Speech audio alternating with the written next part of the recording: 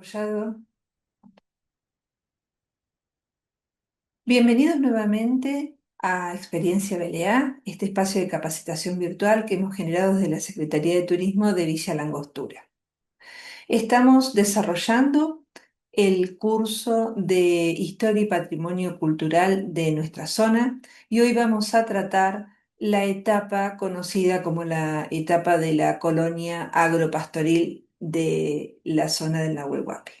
Bien, en el encuentro anterior desarrollamos todo lo acontecido en la etapa entre que se desarrolló la conquista del desierto y que se comenzó a poblar de forma organizada toda esta zona. Hablamos de la llegada, por ejemplo, de Eduardo Connor, que hizo el primer relevamiento científico del Nahuel Huapi. Hablamos de la batería de leyes que el gobierno nacional estableció para propiciar el asentamiento y el poblamiento en toda la Argentina, con el objetivo, por supuesto, de afianzar la soberanía sobre todo el territorio. Y entre estas normativas se estableció el decreto en 1912, el 9 de abril de 1912, el decreto por el cual se creaba la colonia agrícola-ganadera Nahuel Huapi. Esta colonia fue desarrollada, como les comenté y les anticipé en el encuentro anterior, fue desarrollada de forma, digamos, teórica alrededor del perilago del lago Nahuel Huapi y algunas zonas se extendió un poquito más allá del Nahuel Huapi, pero básicamente era establecer una colonia alrededor del lago. Esto no es casualidad ni fue caprichoso, más allá de que sí hubo, digamos, al no tener la posibilidad de hacer un relevamiento concreto in situ previo al establecimiento de la colonia, se establecieron así en forma teórica, por decirlo de alguna manera, lotes de 625 hectáreas que iban desde el lago hacia la montaña. Y entonces muchas veces pasó que cuando se venía a hacer el relevamiento concreto, una vez ya establecidos los loteos, se encontraban con que la mayoría eran lotes que estaban totalmente eh, con bosque, inaccesibles, porque también estuvimos viendo de que esta zona, el bosque andino patagónico y específicamente todo lo que es la selva valdiviana, el bosque conocido como selva valdiviana, es muy cerrado, es muy tupido, es el que tenemos acá en Villa Langostura y todo alrededor del Guapi, que después comenzó a ser protegido por parques nacionales, pero en esta etapa que estamos desarrollando, el paradigma era otro.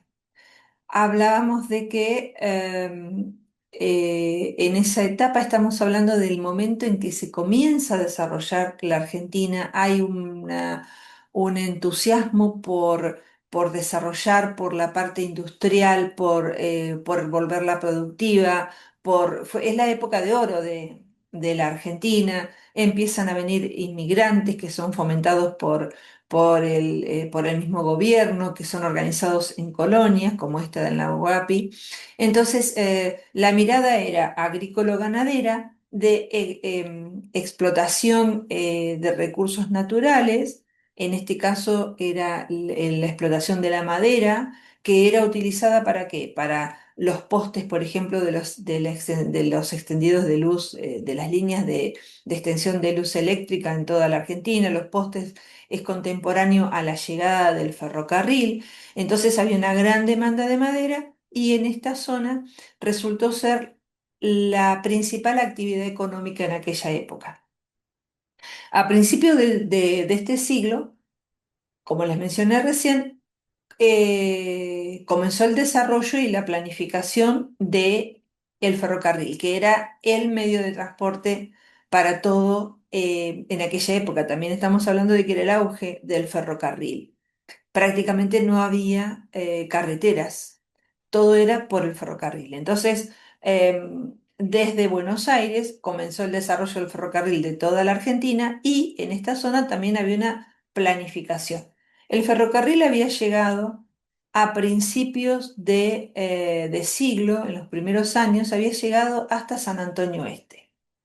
Y desde San Antonio Este se proyectaba toda la línea que llegara hacia Bariloche y hacia todo el sur de la Patagonia. Ese proyecto fue desarrollado y pensado y planificado por Ramos Mexía. Ramos Mexía era el ministro de planificación del gobierno de Roca, y él fue el que propició el desarrollo de los ferrocarriles. Pero ¿qué pasó? Sucedió que comenzaron a haber enfrentamientos de ideas y de cómo hacerlo. O sea, todos estaban de acuerdo con que el ferrocarril tenía que llegar hasta Ushuaia. Así estaba todo desarrollado, todo proyectado, la red de ferrocarriles, que principalmente el objetivo era, bueno, el ferrocarril siempre fue sinónimo de poblamiento y de desarrollo económico. O sea, la idea era que facilitar la llegada y el asentamiento poblacional, y también a su vez eh, sacar y poder sacar toda la producción que se desarrollara en la Patagonia, que ya estaban, recordemos que en la zona de Gaima, en la zona de Trelew, ya estaban establecidos hace muchísimo tiempo los galeses, había algunos poblamientos en la costa, y acá se comenzaba a establecer gente. Entonces, la llegada del ferrocarril era fundamental. ¿Por qué? Porque comenzaron con los sembradíos de trigo, de fruta en la zona, todo lo que es ahora Trevelin y Esquel, en ese momento se la conocía como la colonia 16 de octubre. Entonces, la idea era llegar desde San Antonio Este, que a principios de siglo había llegado hasta ahí la traza, cruzar toda la meseta, llegar a Bariloche y de allí bajar a la zona de Esquel. Y fíjense que estaba proyectado también un tren. Miren esto, ¿no? Un tren desde Bariloche que cruzara toda la zona acá de Villa Langostura y que llegara a Osorno. O sea, todo el recorrido que ahora es la ruta 231, en su momento estuvo proyectado que hubiera una vía ferroviaria. ¿Quién fue el que ideó y desarrolló todas estas ideas? Ramos Mejía fue el ministro del gobierno de Roca, que desde su puesto, desde su cargo, lo pensó políticamente. Ahora, ¿qué hizo él? Él contrató gente especializada que desarrollara esas ideas. Y entonces ahí es donde entra en escena, por decirlo de alguna manera, un personaje muy relevante de aquella época, que es Bailey Willis, el nombre de las lagunas que están pasando el espejo, las famosas lagunas Bailey Willis. Bueno, de ahí viene el nombre. ¿Quién fue Bailey Willis? Bailey Willis fue un topógrafo muy, muy importante a nivel internacional de aquella época, un norteamericano, que había hecho relevamientos hidrográficos de terrenos en todo el mundo. Y Ramos Mejía lo contrata, a través del gobierno, por supuesto, lo contrata para que haga todo el desarrollo y el estudio hidrográfico de toda la zona, esta de la Patagonia, de la meseta. Empezaron por acá, por toda la región sur, y la idea era seguir para que hiciera todo el reglamento hidrográfico y de desniveles que era necesario para establecer la traza del ferrocarril. Y Ramos Mejía, junto con Bailey Willis, fueron quienes también tenían la idea de que desde Bariloche, a lo que ahora es Dinahuapi, Bailey Willis había sugerido que se estableciera allí una ciudad industrial y que hubiera una represa en el comienzo, en la boca del Limay. Claro, nosotros ahora, con la mirada que tenemos más conservado, más conservacionista, más de protección del medio ambiente, ya embuidos en toda la conciencia de parques nacionales que fue posterior, nos puede parecer una barbaridad, pero en ese momento era lo que estaba en boga. Volvemos a hablar, insisto, con el tema del paradigma. En la cabeza de ellos estaba ese desarrollo industrial y de ciudades que estaba dándose en todo el mundo, no era solamente acá. En Estados Unidos estaba el desarrollo de la industria y de las represas hidroeléctricas y la llegada del ferrocarril, o sea, exactamente lo mismo que uno ve en películas de aquella época de otros países, exactamente eso es lo que estaba pasando aquí en Argentina y en esta zona puntualmente. Entonces Bailey Willis había pensado en lo que es ahora la zona del Dinahuapi, que se desarrollara una ciudad industrial, que hubiera una represa hidroeléctrica, fue el que propuso que hubiera una línea de ferrocarril que llegara hasta Osorno. En esa misma época también se planificó en el Yao Yao el hotel, que después lo llevó a cabo y lo construyó Parques Nacionales, pero el concepto de hacer un hotel con una trocha angosta desde la estación del centro de Bariloche hasta Yao Yao fue una idea del ferrocarril. Hablar del ferrocarril amerita un encuentro puntual. Así que lo que voy a sintetizar en este caso es qué sucedió puntualmente en esta zona. Bueno, como les decía, había diferentes intereses en cómo llevar a cabo el ferrocarril. Había quienes, en el caso de Ramos Mejía y todo su equipo, había quienes querían que fuera con capitales nacionales y que fuera los ferrocarriles nacionales. Estaba en ese momento el tema del patriotismo, el tema del nacionalismo estaba muy fuerte de asentar la identidad nacional. Entonces estaban quienes querían que fuera argentino con capitales argentinos. Y había otro grupo que se oponía y que decía que tenía que desarrollarlo los ingleses. En esa puja empezó a retrasarse la llegada del ferrocarril y todo el proyecto se suspendió en 1912. Y hasta 1934 el ferrocarril no se logró que se llegara hasta Bariloche. El 5 de febrero de 1934 llegó el ferrocarril a la estación de Bariloche. Fíjense todo el tiempo que pasó. Toda esta etapa la cuenta y hay un libro que les recomiendo absolutamente y que está hecho audiolibro por vecinos de acá de la localidad. Pueden acceder a él en el YouTube del Museo de Villa Langostura, que se llama Un suizo en la Patagonia.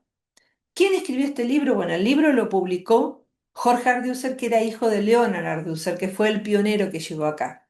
Es uno de mis libros y de personajes y de pioneros preferidos, debo reconocerlo, porque cuando leí su libro, realmente me pareció maravillosa la forma, la historia y la forma en que lo relató, porque Ardusser vino con su amigo Paul, Paul Bowles, desde Suiza en 1909. Vinieron como tantos inmigrantes a trabajar a las estancias de Argentina y en su momento fueron contratados, escuchen, por el Perito Moreno, que había hecho el plan, el famoso mapa de la provincia de Buenos Aires, habían trabajado en el relevamiento y entonces después cuando en 1911 comienza la propuesta del desarrollo de todo el trabajo con Bailey Willis y su equipo de hacer todo el relevamiento hidrográfico de la zona, los contratan y llegan. Entonces, el libro relata desde que salen de Buenos Aires y todas sus vivencias, las vivencias de un chico de 26 años que le escribía cartas a su mamá y de eso va el libro, en esas cartas y algunos relatos que cuenta y rescata personajes de esa época y cómo era la vida y cómo era lo que se hacía y quiénes estaban en todo su tiempo de que estuvo en campaña, porque vivían en carpa, haciendo todo el relevamiento y cómo se iban acercando a el lago Nahuel Huapi. Realmente ese libro es maravilloso por lo que les decía, por la forma en que relata en primera persona un chico de 26 años que está ahí en el medio de la nada, totalmente alejado de lo que era su lugar de origen y hay un punto de inflexión muy interesante que después se conecta con el segundo libro que publicó su hijo Jorge Ardúcer, que se llama Dos suizos en el Nahuel Huapi, que habla de cuando Paul Bowles y Leonard Ardúcer llegaron al Nahuel Huapi y compraron la estancia Manzano, que eso ya es otra historia. Es de la misma época, pero es posterior. Entonces, cuando ellos llegan que están hasta el 2012, en un momento él relata que dice, me dijeron que cerca de acá hay un lago que es muy parecido a donde yo vengo de Suiza. Y bueno, relata el momento, al final del libro ese, relata el momento en que llegaron y que quedaron fascinados como quedaban todo el mundo de encontrarse viniendo desde Pilcanilleu con el Nahuel Huapi. Personalmente, cuando vengo de Picanilleu, que por ahí voy a recorrer la región sur, me pongo en la cabeza, en la mente de toda esa gente, ellos y todos los que venían por la región sur, y de pronto se encontraban con la majestuosidad del Nahuel Huapi. Sigue siendo hermoso llegar desde la zona de Pilcanilleu a, al lago Nahuel Huapi, sigue siéndolo. Así que en ese momento, imagínense que era todo meseta, era la nada misma y entre las cosas que él cuenta, habla de Bailey Willis y lo refiere como una excelente persona, muy profesional, lo mismo que los otros ingenieros que estaban en el equipo. Iban avanzando con el ferrocarril hasta, iban marcando, iban trazando las vías, pero esto que pasó que les comento en el 2012. Ramos Mejía renuncia a su cargo y asume, lo reemplaza alguien de apellido Moyano. Moyano quería que lo hicieran los ingleses, se lo dio a los ingleses la concesión. El tema es que quedó suspendido y nunca más se logró llevar a cabo toda la traza ferroviaria que estaba pensada para toda la Patagonia. También quedaron sin desarrollarse si van a van a Trelew van a ver que está y hasta Gaiman, ahí está la traza de lo que era el ferrocarril de Chubut. Bueno, había toda una proyección de desarrollo industrial y productivo maravilloso que lamentablemente quedó trunco. Entonces, en el 2012 queda todo en la nada, queda el ferrocarril ahí y el gobierno comienza muy de a poco y prácticamente no le empieza a poner más presupuesto al ferrocarril, así que muy de a poco empieza a avanzar. ¿Quién entra en esta etapa quién llega a esta etapa que va a tener una relevancia y una conexión importante con esto que les digo de lo que tardó el ferrocarril en llegar? Llega, entre tantos inmigrantes, Primo Capraro.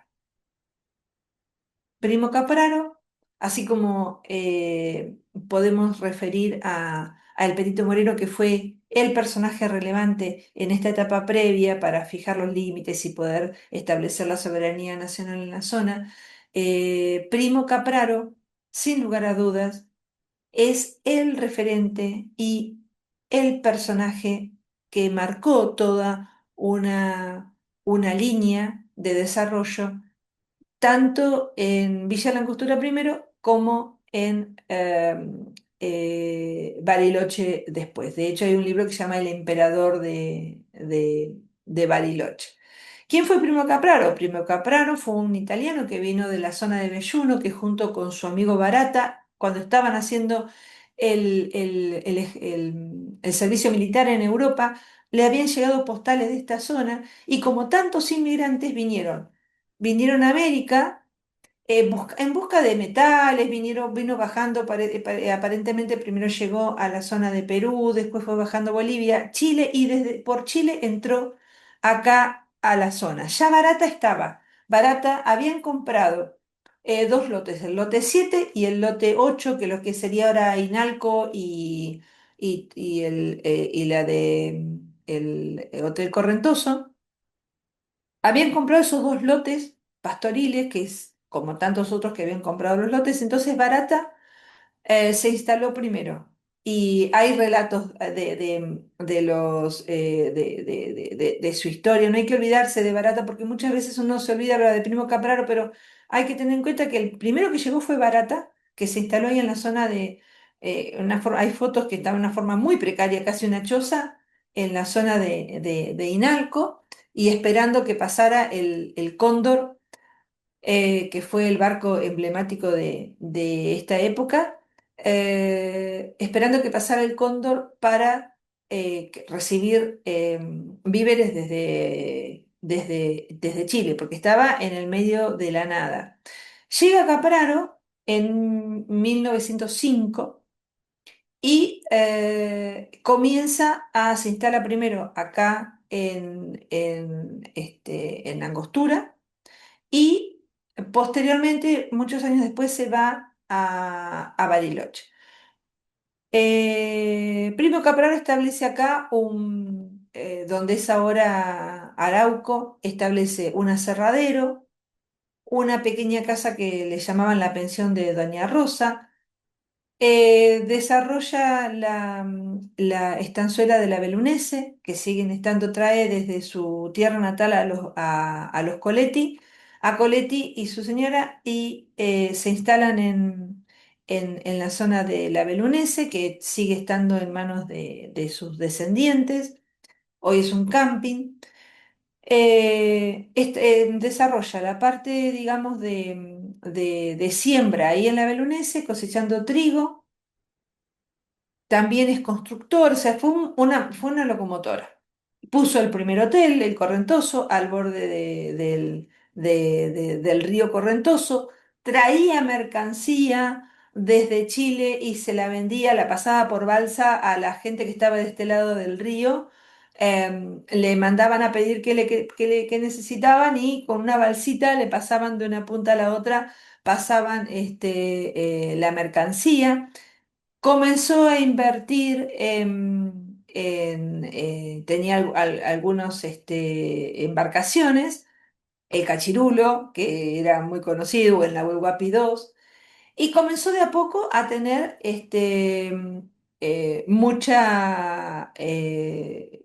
mucha importancia en todo lo que era la parte económica. Era un tano laburador, como se diría, porque sabía de construcción, así que también fue el que construyó el primer edificio del Banco Nación en Bariloche.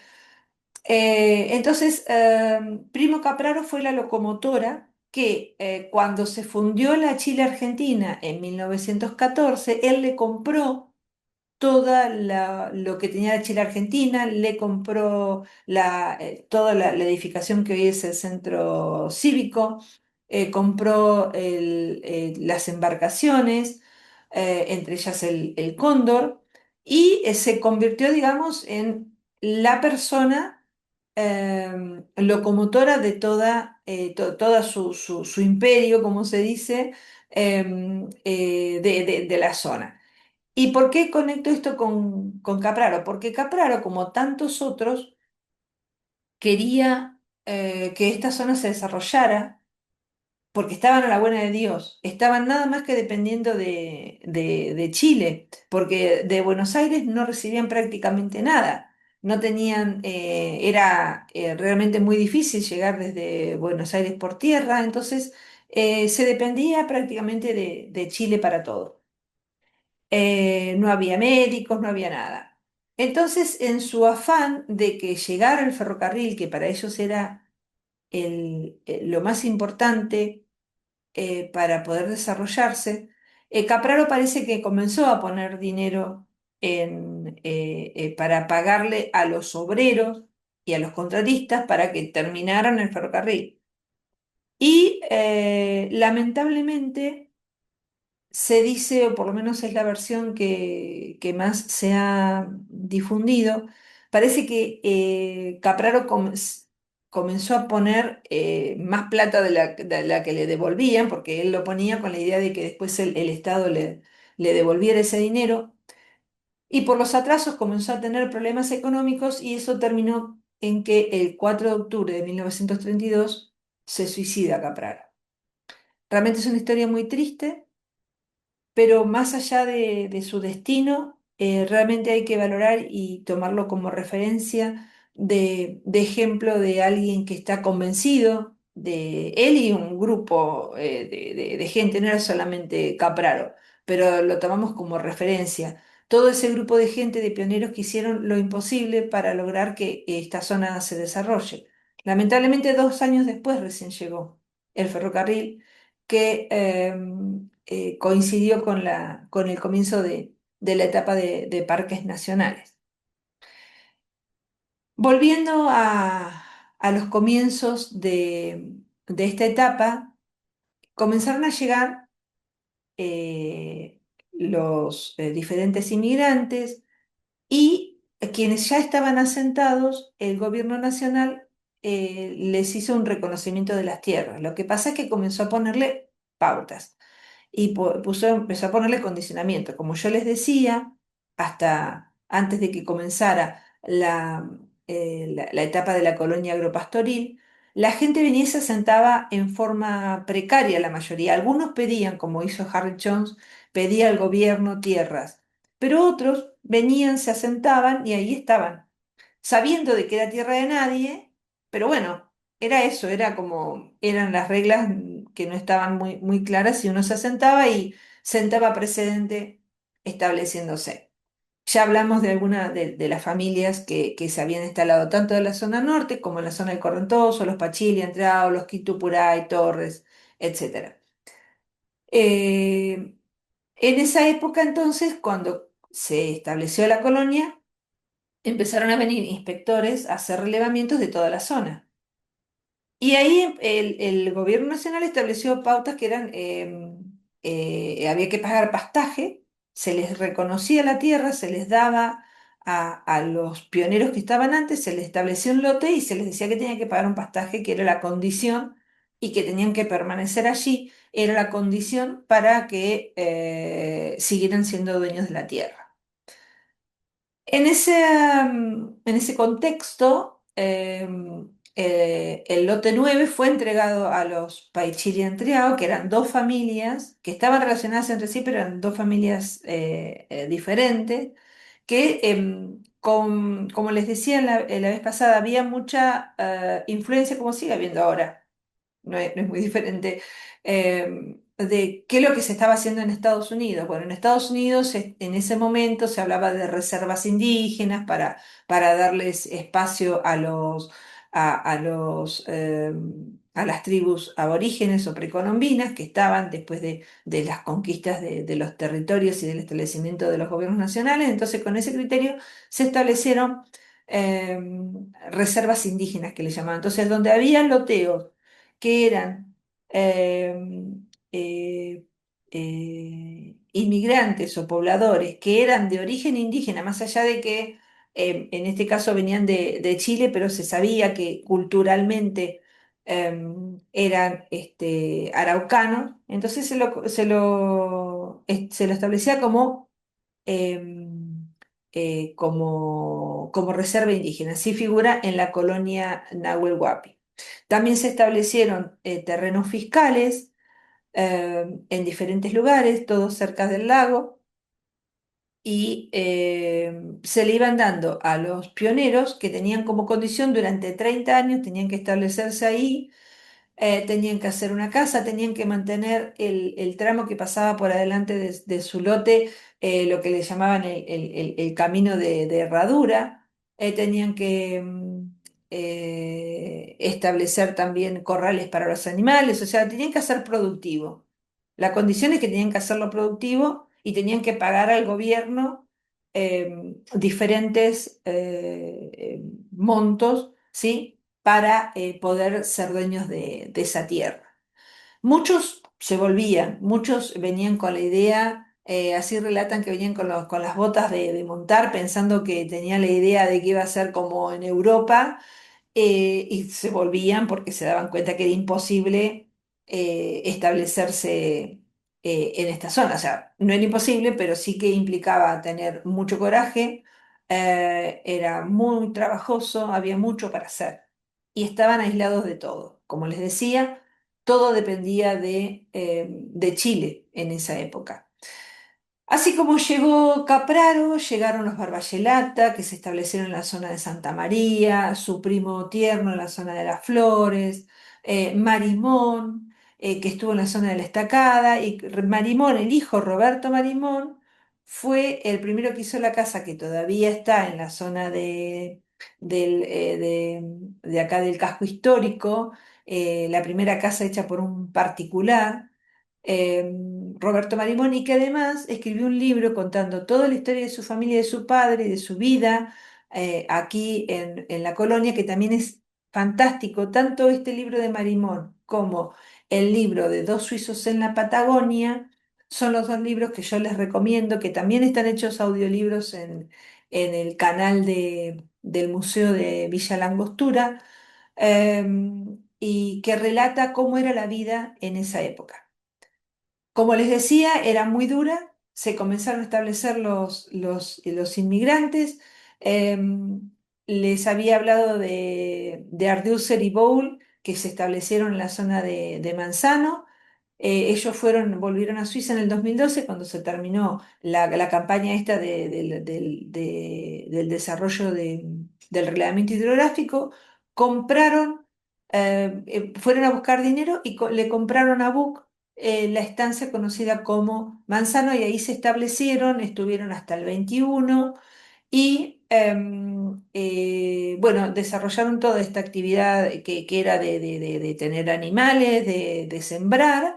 La casa original está al lado del complejo que hoy es Bahía Manzano. Se sigue manteniendo la casa original que estaba hecha por Buc, después fue de Ardúcer y Bowl, y después la compró Jules, que fue el escocés que la compró en 1921 cuando ellos se fueron.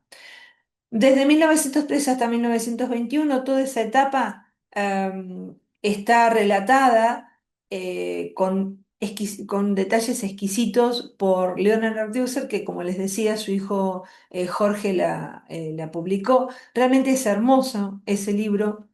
Está hecho audiolibro, lo pueden también conseguir, que está escaneado en el museo, porque ya no se consigue. No se volvió a publicar, el hijo de Ardúcer falleció en el 2020 y no ha vuelto a publicarse ese libro. Una pena, pero así que si llegan a encontrar en algún momento un ejemplar, por favor cuídenlo porque es oro.